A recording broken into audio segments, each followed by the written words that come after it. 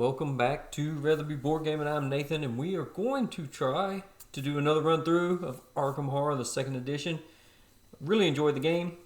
It's hard for me to manage and do a good job with the camera and stuff like that, but we're going to try a few things different, and hopefully my voice will hold up for this. Now, last time we played with Sister Mary and Ashcan Pete, so we'll set them aside, and that leaves us 14 possible characters. So, and I have not memorized all of the backs and stuff, so it wouldn't really matter. So, should have 2 stacks of 7. We're going to leave them like this. And I've got several dice here. So, if it's odd, this pile, even, this pile. Okay, so odd. And then we're going to do the 8-sided. And if I get an 8, we'll re-roll. And we get an 8. 7. Alright, well, that will just be the last one. So our first investigator will be Jenny Barnes. Great, great. Really love Jenny Barnes. Lots of sanity. Starts with some good possessions. So there we go. That will be our first investigator. Now I can use the 6-sided there and the 8-sided here. Let's go again. Oh, over here. And we get another 8. Can you believe that? 4. 1, 2, 3, 4. Let's see who we get. Oh, Michael McGlynn, the gangster. Not much sanity, but lots of stamina. So both of them are pretty good fighters. Not a lot of focus. He has a lot of fight. She has a lot of luck, it looks like. Decent on lore. So now, what I really need is at least one good magic user. I'm going to try to do a 4-player playthrough this time.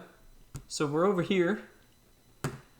And let's get somebody with, oh, there we go, Amanda Sharp. All right. More decent lore again. I'm really hoping that we're going to be fairly balanced. So, one more. I'm not going to count that as a roll because I'm trying to roll right here on camera. That is even. So we'll go here. 1, 2, 3, 4, 5. Did not have to re-roll. Let's see who we get. Dexter Drake. And he's got pretty good lore. So we might have a spellcaster for us this time. He's got 2 focus. She's got 3 up here, Amanda Sharp. So, if I get these out of the way and slide these down, this is what we're looking at this game. And she's got 3 focus. He's got 2.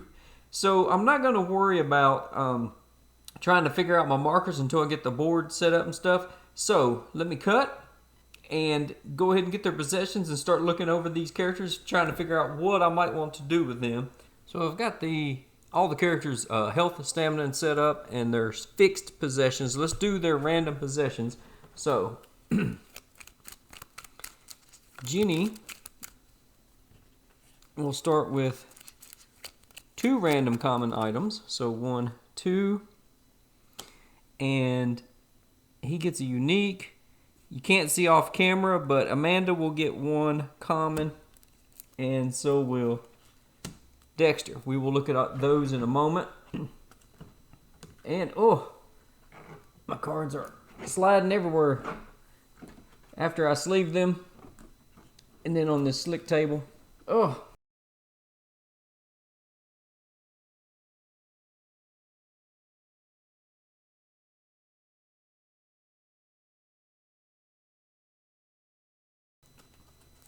Trying to reach around everything makes it more difficult too. See, 1 unique and 1 spell for her. Let's see, he gets a unique. 1 unique for Dexter, 1 unique for Amanda.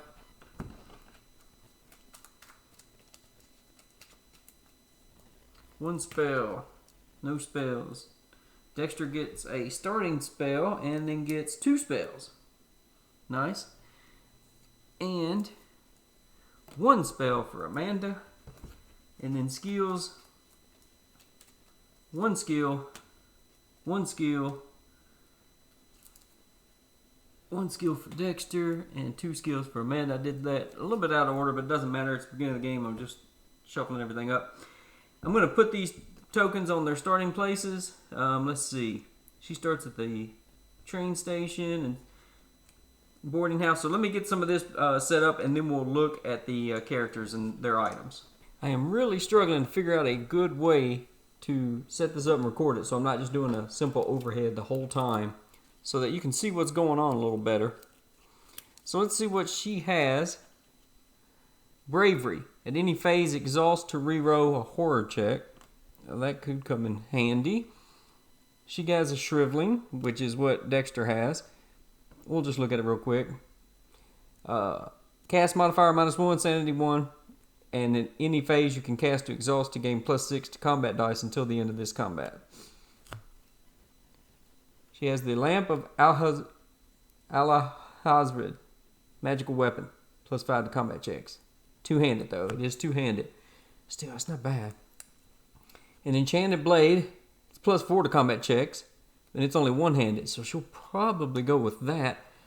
Let's see, shotgun is a two-handed weapon, +4 to combat checks. Using shotgun.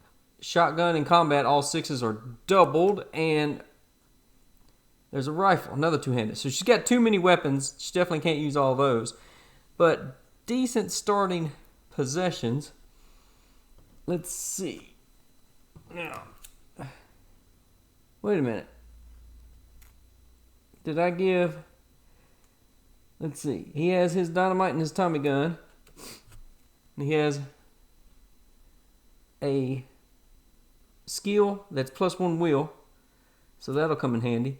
And yep, I somehow got their unique items mixed together. So I'll just cheat and give her that and give him the lamp. Not that it matters, because his Tommy gun is two-handed and so is his dynamite, and he'll end up just... Either way, I was going to have one of these people trade this off to somebody, so I don't know, we'll give that to him so that she can have the blade. Got their starting money, all that. And then we'll see if I can slide this down. Got a bit of a mess here. Let's see what Amanda's got. She gets to start with 2 skills, so she has Expert Occultist. Exhaust to reroll a spell check. That'll come in handy. Her and Dexter will be my spellcasters, I'm sure. And in any phase, exhaust to reroll an evade check. Okay, that's not bad. Let's see what she gets. Heal, nice. A casting modifier +1, and then sanity cost of 1, of course. You may cast and exhaust. You or another investigator in your area gains stamina equal to the success you roll on your spell check. The stamina cannot be split between multiple investigators. Very nice. And warding statue. Any phase, discard warding statue after failing a combat check to resolve the monster's combat damage to 0 stamina. And this can only be used to cancel an Ancient One's entire attack for 1 turn. Ooh. Well, if it looks like we're not going to be waking him up, we might could sell that or something. We'll see. And we get the Caliber Saber. It's a one-handed sword, +2 to combat checks. Alright, Dexter, he gets, of course, to start with his shriveling spell. And let's see what his other 2 spells are. Wither.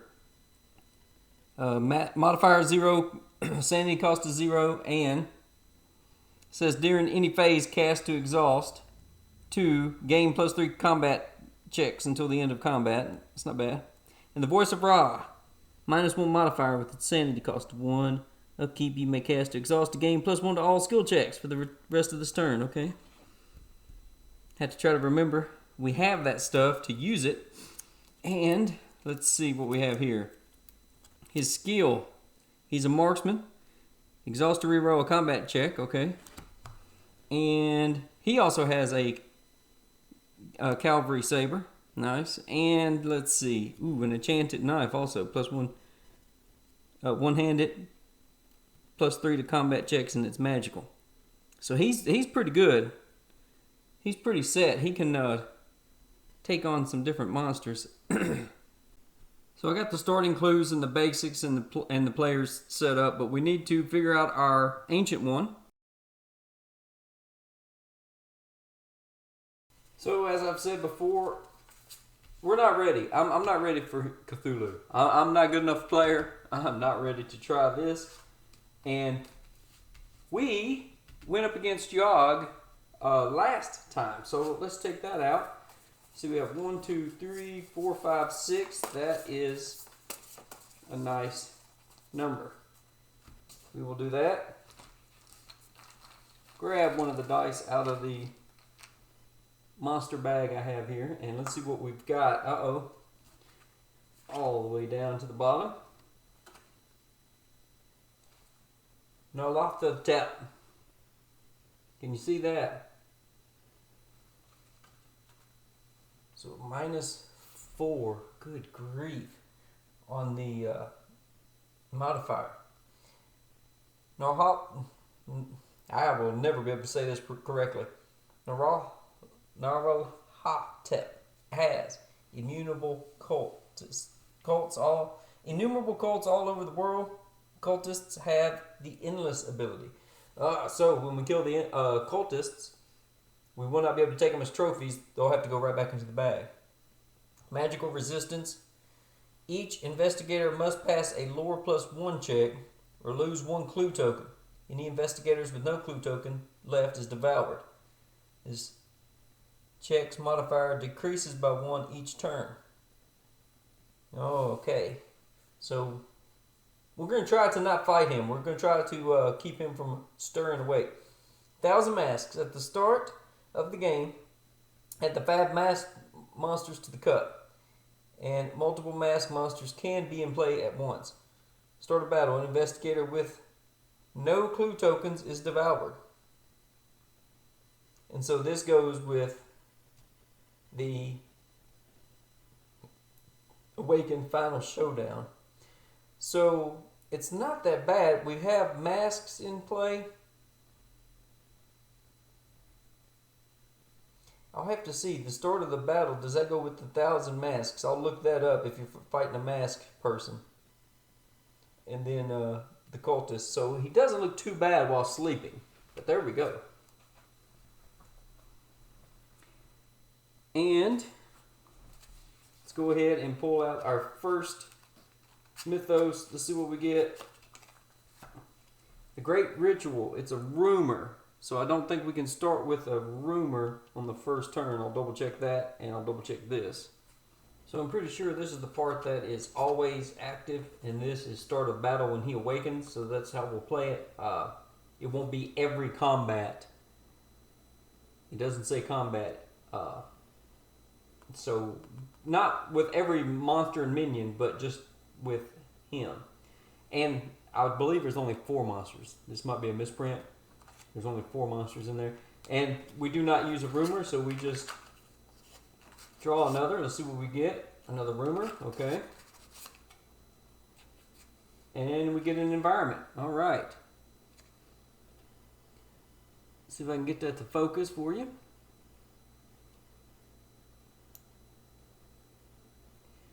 Egyptian exhibit visits Miskatonic U.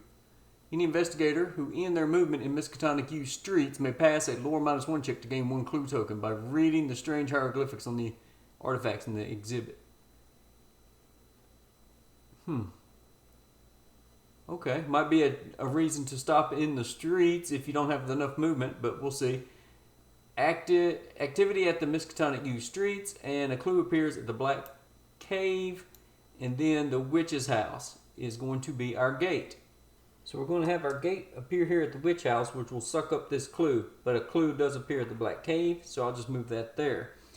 Let's just draw the top gate and see what we get. We get the City of the Great Race, and that will just go there.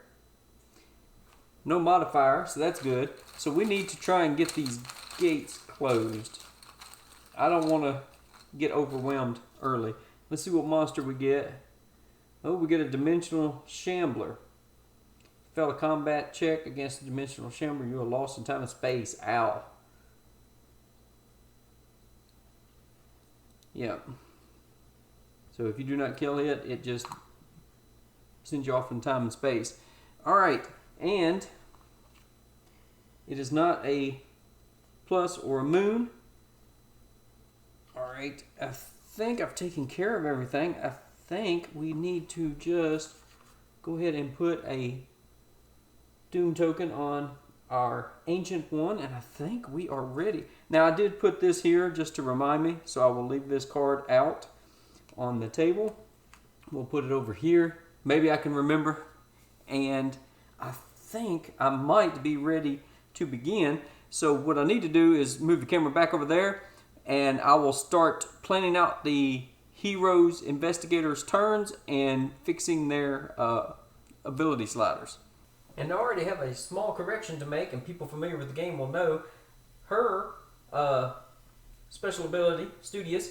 Anytime you draw a skill card, you draw an extra, and then you get to choose and discard one. Well, she drew 2. It says whenever Amanda draws 1 or more. So I get to pick from these 3. So let's see. +1 luck is always good. And evade checks, I think over... evade or spell? Yeah, let's go with... I hate failing spell checks. I don't do many evades.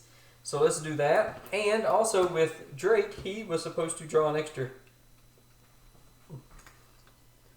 spell. Bind monster. So he keeps shriveling. I got to figure out which one of these he does not want to keep. So let me do that. Yeah, I think I am going to stick with what he had, because that gives him 2 single-handed spells. And this is a 2-handed spell. So let's just get rid of that. And now I need to set up my player's stats.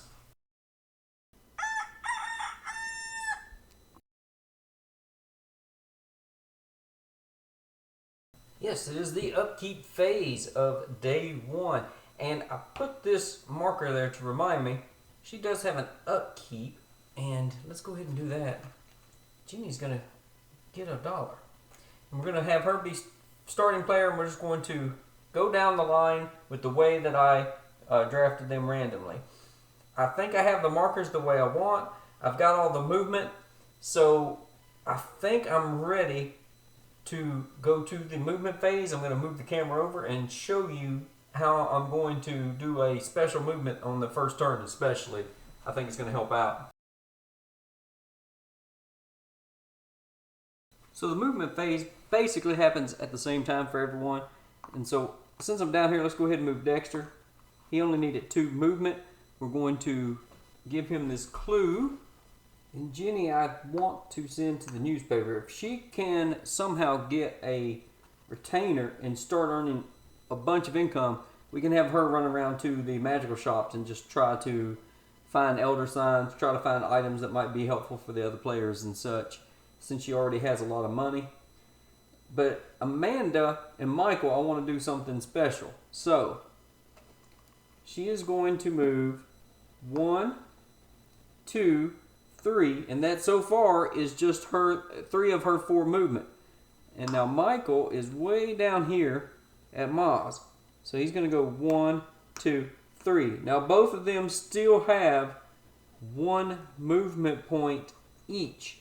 I have them set on 4 movement. But while they're here, they're going to do a little trade. So before, during, or after movement, not during combat, if you share a space with another player, you may trade money or common items, unique items, or spells. So basically, you think of stuff that you can hold on to.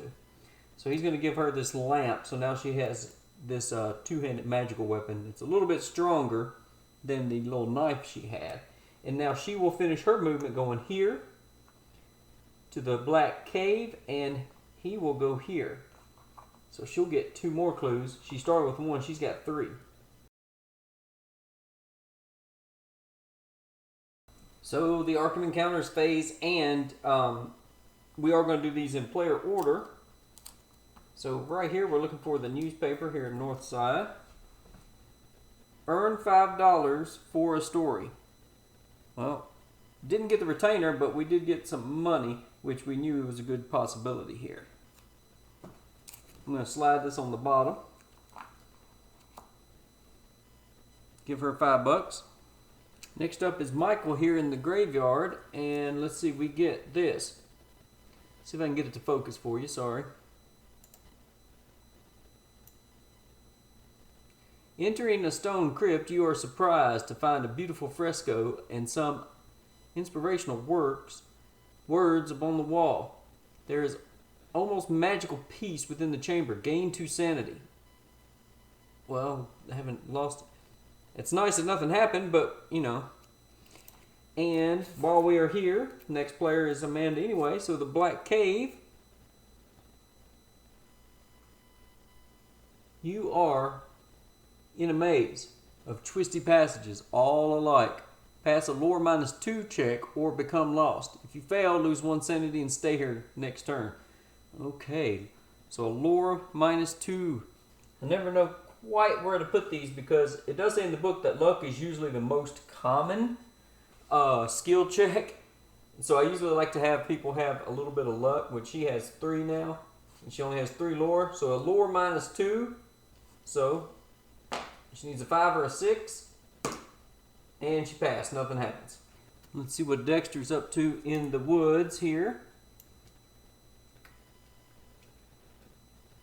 Find a sleeping Sheldon gang member near the steel. Make a sneak -2 check. To try to swipe the shotgun he has dropped on the ground. If you pass, take a shotgun from the common item deck if there is one. If you fail, the guard awakens, you are caught and beaten, lose 2 stamina, but you escape with your life. Move to the street. Alright, so a sneak -2 check. Why would Dexter even care to bother them at the steel mill? Anyway, and I really meant to have this here. He only needed to move 2. I wanted to have it sneak up, but I didn't. So that's my mistake. I'm not going to go back and fix that. Sneak -2. And he passed anyway. So we get a shotgun. So we'll go to the common items. I'm going to go from the bottom and just look for a shotgun. I know we already have one in play, so there may not be another one. Yeah. I went through enough of the deck. I'm going to shuffle this up. And he got a shotgun. Most importantly, he didn't lose any health. Doesn't get kicked out to the streets. Yes, we have no otherworld encounters this first turn. And it's time for Catweasel's favorite part of the game, the Mythos phase. Yes, let's see what we get this time. And it is a headline. Investigators cannot move into or out of the Merchant District streets till the end of next turn. So we have to close the Merchant District streets, no problem. Clue appears at the Black Cave and the Witch House. Oh, so we're going to have a monster surge already. So that will be nasty. So let's take care of that and put a clue here.